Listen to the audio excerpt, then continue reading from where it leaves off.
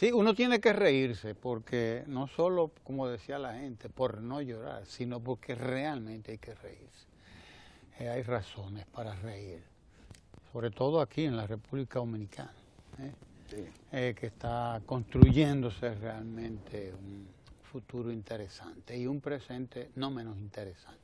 Pero hay una investigación que sale hoy en uno de los diarios principales del país, nada más y nada menos que con una muy destacado, que habla de que la compleja composición genética de los dominicanos, que tienen un 49% de genes mulato, africano, un 39% europeo y un 4% taíno, indígena en este caso, ¿no?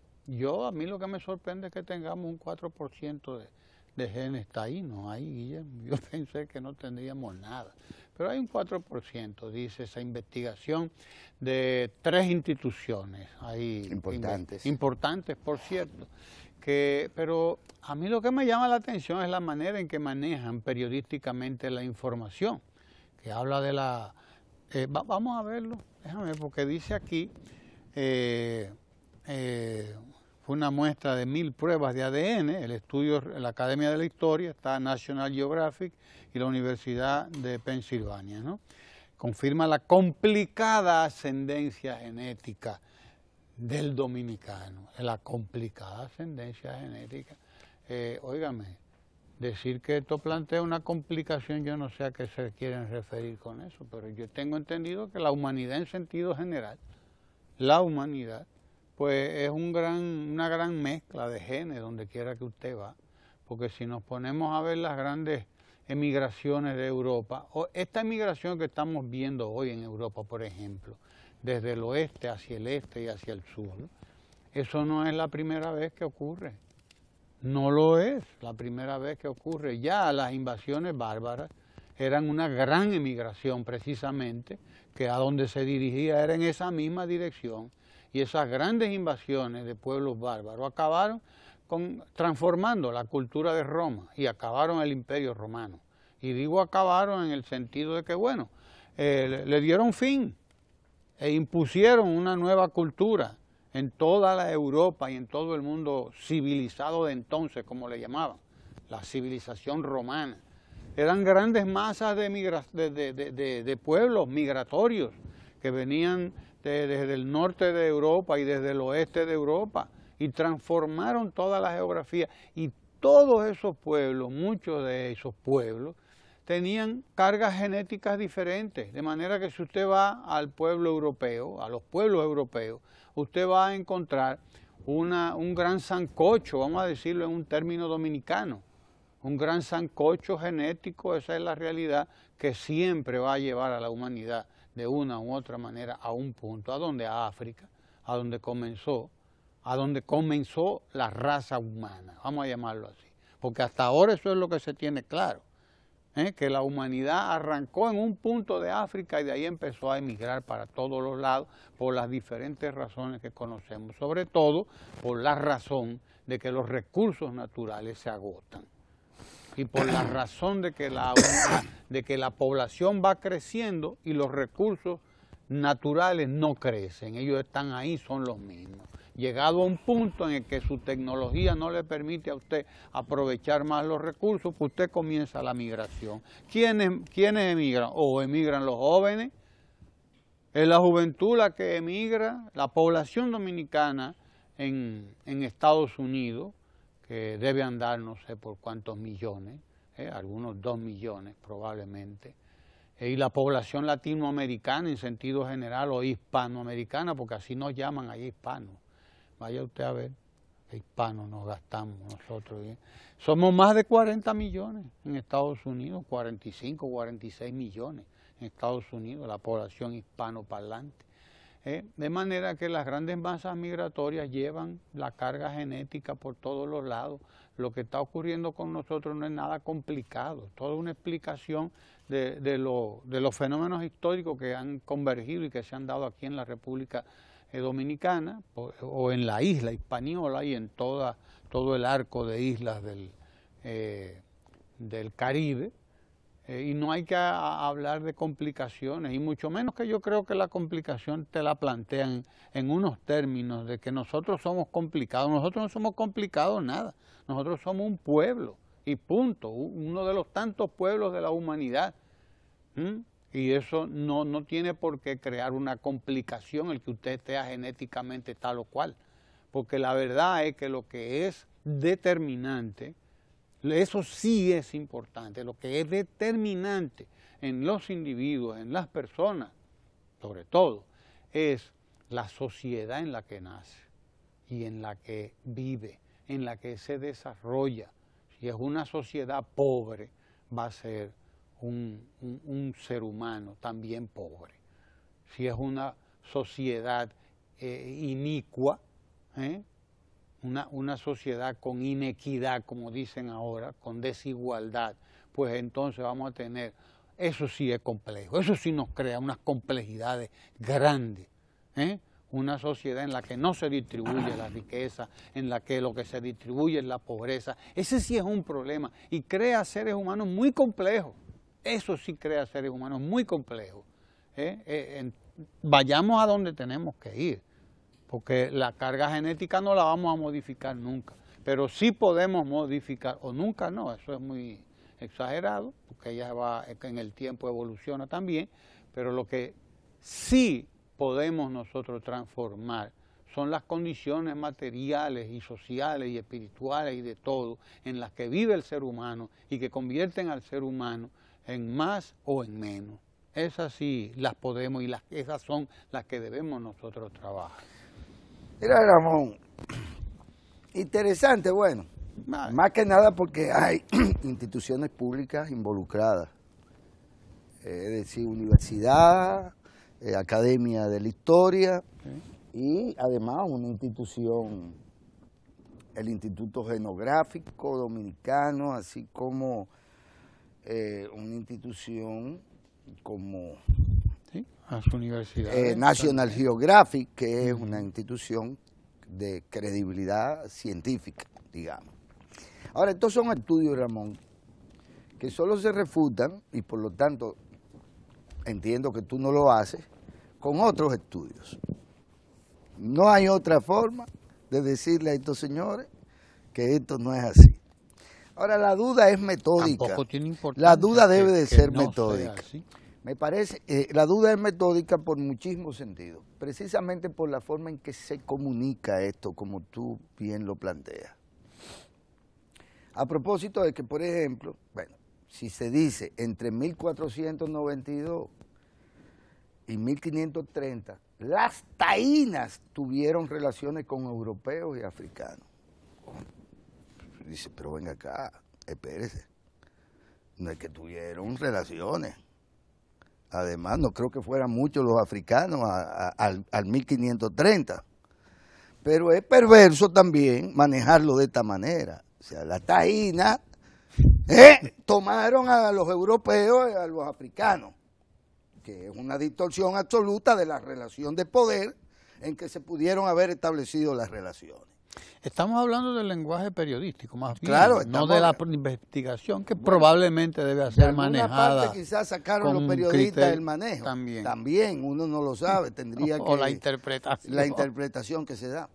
Ahora, a mí se me ocurre que de esos europeos, o lo que ellos llaman europeos, que tampoco voy entendiendo el término en términos históricos, la mayoría de los que vinieron tienen genes, en su ADN tienen genes propios de Gengis Khan, que estudios internacionales indican que es el individuo que más mujeres ajenas tomó en el mundo. Y andan los genes de Gengis Khan hasta en los europeos que se tomaron a las taínas. Entonces, tengo que refutar, al igual que tú, no el estudio que por demás me parece que habrían que hacer 3 o 4 más para verificar su veracidad. Porque la realidad es que los propios historiadores nuestros que se han dedicado al estudio de la población aquí, tanto de la taína como de la que llegó y vino y sabe, siempre dejó dicho y estableció de algún modo la desproporción que a partir de un momento dado hay entre la población aplastantemente africana y la población blanca, que estos llaman europea. Que yo no sé cuándo apareció eso de Europa. Y todos se sintieron europeos. De repente. Porque de repente los ingleses no quieren No ser quieren europeos los a ingleses esta altura no. del juego. Pero esta gente inventan la relación con eso de Europa. Yo, por ejemplo, se me da que yo pensaba que el 70% era africano, negro o mulato, y un escaso 30% europeo, como le llaman ellos. Pero ahora resulta ser que no son tantos, sino que son más blancos ahora, apenas con una diferencia del 10%, Sí. 49 y 39. 39. Ya vamos blanqueando el mulataje dominicano. Ya somos mulatos más puros, casi la misma O vamos cosa. oscureciendo Sí, al no, otro. No, vamos mejorando el linaje. Vamos oscureciendo también al y europeo. un 4% taíno. Bueno, pero si las taínas las taínas, no las que se suicidaron, no las que se fueron para las otras islas, no las que se ocultaron, no las cimarronas, sino las taínas, ese conjunto, tuvieron relaciones con europeos y africanos. Esos cueros tuvieron relaciones con los europeos y los africanos. Sí, porque hacia allá se derivan también las cosas. No fue que Gengis Khan se tomó de esclava a toda Europa, que yo no creo que se fuera a Europa, sino a los europeos. Es decir, yo no sé qué valor pueda tener esto, no refuto el estudio. Lo cierto es que todo lo que han dicho otros historiadores con respecto a que el pueblo dominicano es esencialmente mulato, es decir, en un 70%, Sí, es dominante. es mulato, y que quizá hay un grupo europeo que nunca se han topado con un moreno de África. O una morena. O una morena, ¿verdad? Haitiana o algo así. Ese grupo, yo pensaba que era más pequeño. Y venían no de Europa, sino de España, principalmente. Que España tampoco es Europa. Ni nunca ha sido visto eso así. Ese grupo de moriscos también, ¿verdad? Yeah, que no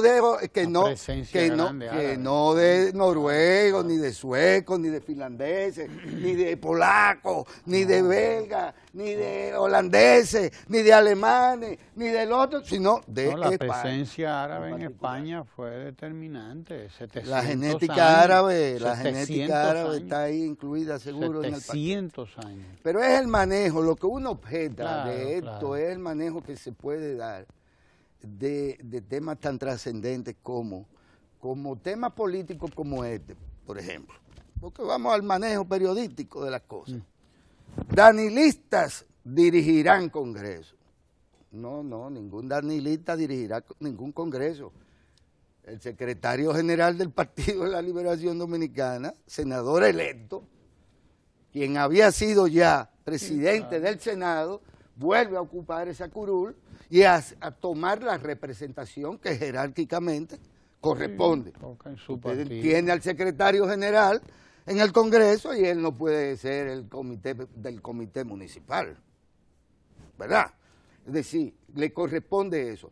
Y en el caso de Yomaira, no se trata de danilista, primero de una mujer con mérito propio, que tiene ya 2 periodos congresuales ejerciendo la vicepresidencia de esa Cámara, no por ser hermana de Danilo Medina, sino por ser una líder, una líder y una militante de amplia trayectoria en su pueblo, en San Juan de la Maguana, donde ha hecho una labor política que le merece ser electa con la altísima votación, que aunque fue de nuevo electa representante de la población de la población sanjuanera, que ya nos enteramos que no tienen mucho de taínos tampoco. Tampoco. Sino que son los de los de otros sitios, que tienen más rasgos de ahí. Pero fíjate cómo se maneja. Un 4%. Fíjate cómo se maneja. Y debajo de un titular como ese, Danilita dirigirá en Congreso, justo debajo, casi como si fuese el pie de la foto, país retrocede. Oye, en la lactancia, materna exclusiva a bebé. Sí, y usted dice, pero es verdad que el que hace esto, el que diseña esto, óyeme, le salió una tripleta. Sí, pegó 3 fuertes ahí. Pegó 3 fuertes. Pegó 3 fuertes, es una tripleta. La realidad es que cada medio de comunicación destaca de la manera en que le interesa lo que le interesa. Por ejemplo, a mí se me hubiera ocurrido, que es una gran noticia de la que dimos cuenta aquí temprano, en el sentido de que los centros PYME han mejorado la productividad de más de 8,000 micro, pequeños y medianos empresarios a nivel nacional, generando decenas de empleos. Eso suena como más interesante que esto de que se retrocede. País retrocede en lactancia materna exclusiva a bebés. Es decir, para mí es bastante más importante los esfuerzos, o para nosotros, los esfuerzos que llevan a cabo los centros de pymes, que son núcleos orientados a mejorar la productividad, la competitividad y la sostenibilidad de un sector tan necesitado de este acompañamiento de parte del Estado para la generación de empleo y para la solución y la construcción de la esperanza individual de nuestros emprendedores y particularmente de los micro, pequeños y medianos.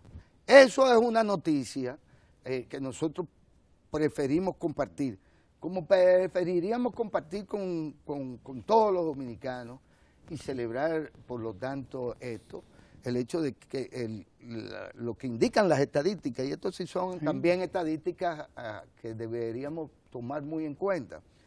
Por ejemplo, con respecto al mes de mayo del año pasado, en igual periodo del 2016, la llegada de pasajeros no residentes a República Dominicana por vía aérea aumentó en 20.354 pasajeros. En mayo de este año, la llegada de viajeros por la vía aérea alcanzó un total de 437.338 visitantes, incluyendo extranjeros y dominicanos. Vaya usted a ver si no es importante, por ejemplo, que nosotros destaquemos el hecho de que la cuenta única, algo que es una pieza clave en la lucha por la transparencia, por los controles con respecto al uso de los recursos del Estado, del pueblo, por lo tanto, que es una herramienta financiera que permite al gobierno administrar en una sola cuenta bancaria, por moneda y por banco, todos los recursos del Tesoro, y que esto es un palo de la gata a la corrupción sistémica que estaba instalada en las estructuras del Estado dominicano.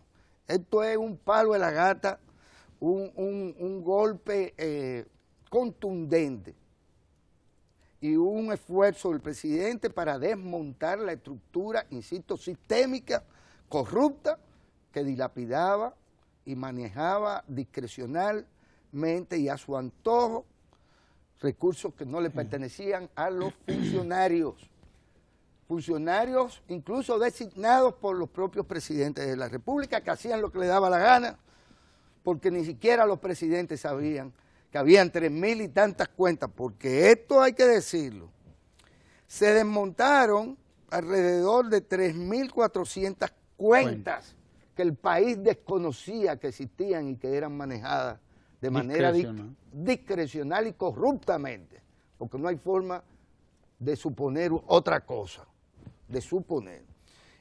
Por lo tanto, decir que 255 instituciones públicas se han incorporado a la cuenta única del Tesoro, con los que se cerraron 3.436 cuentas bancarias de esa naturaleza, eso sí son estadísticas que a nosotros nos pesan más que nos digan que por nuestra sangre hay 49 africanos, 39 europeos y 4 taínas vagabundas que se juntaron con los europeos y los africanos entre el 1492 y el 1530.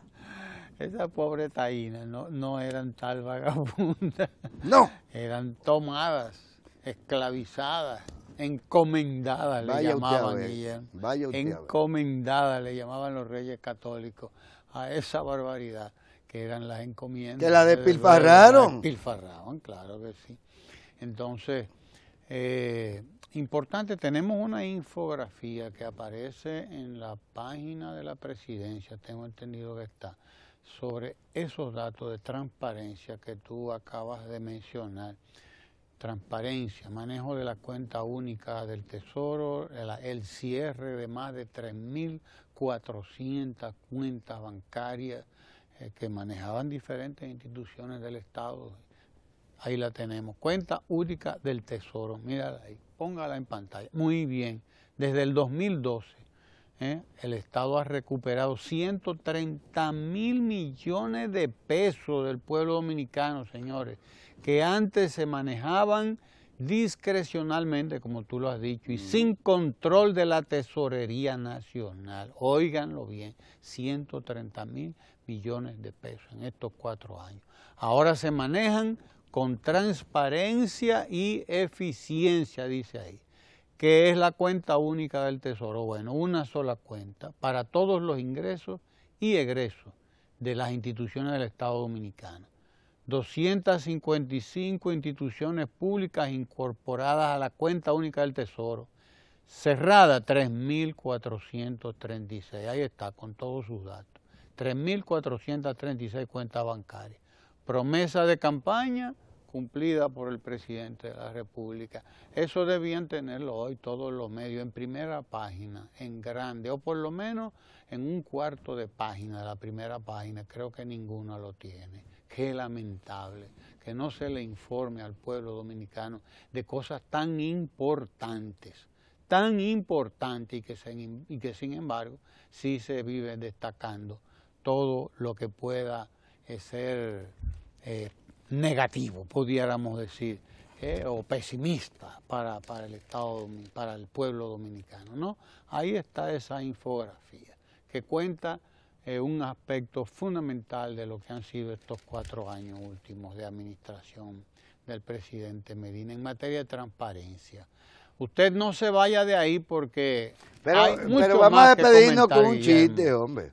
Vamos a despedirnos con un chiste por el día de hoy. Pero no con Ecomundo. No, antes de Ecomundo. Oigan este chiste. No, porque Ecomundo es una sesión muy Miren seria. este chiste, además para darle un chin de prensa.